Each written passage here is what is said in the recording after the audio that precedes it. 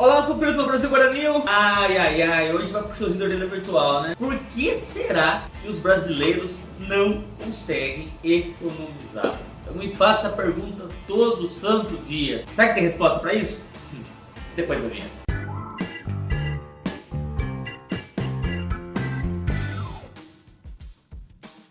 Muito bem, será que isso é típico de brasileiro? Será que o Brasil tem um comportamento padrão quando se trata de investimento? Por que é tão difícil economizar? E por que é ainda mais difícil começar a investir? Para falar sobre esse vídeo hoje, mandei fazer uma camiseta em homenagem, né, onde pé de meia começa com atitude.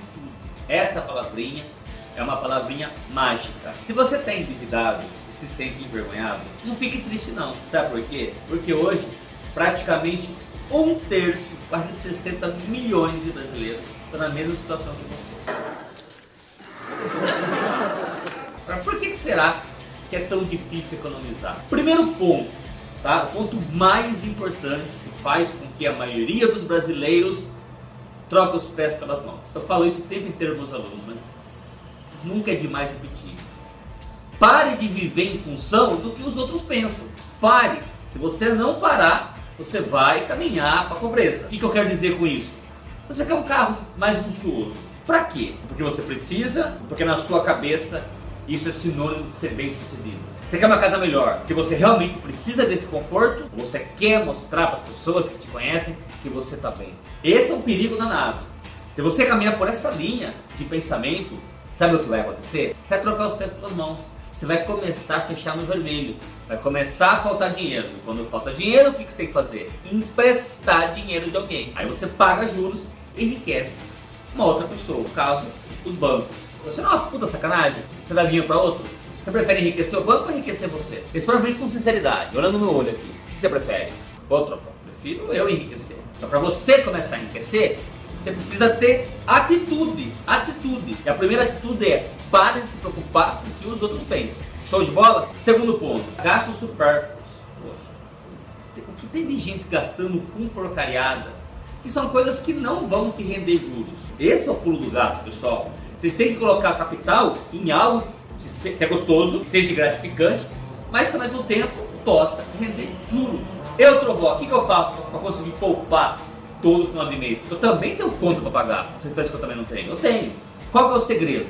Você pega o seu salário, o seu prolabore, a sua comissão, não importa de onde vem o seu dinheiro, 70 salário líquido. Porque o pessoal fala assim: Trovó, eu ganho 5 mil reais por mês. Aí, puta sacanagem, cai na minha conta 3.500. Então seu salário é 3.500.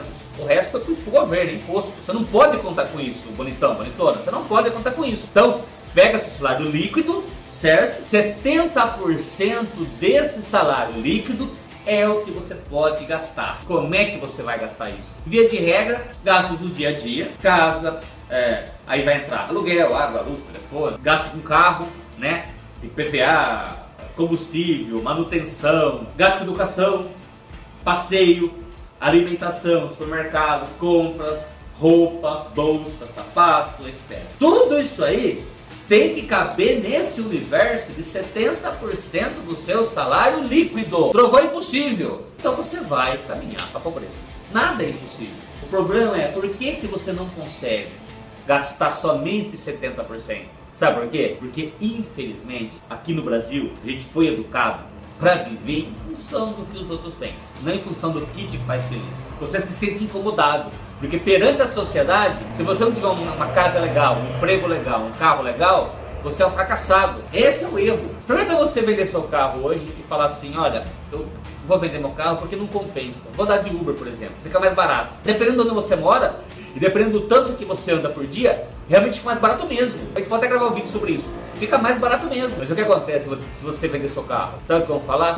Tá apertado, tá passando aperto, tá tendo que vender o carro. E isso vai te incomodar. Aí sabe o que você faz? Você não vende.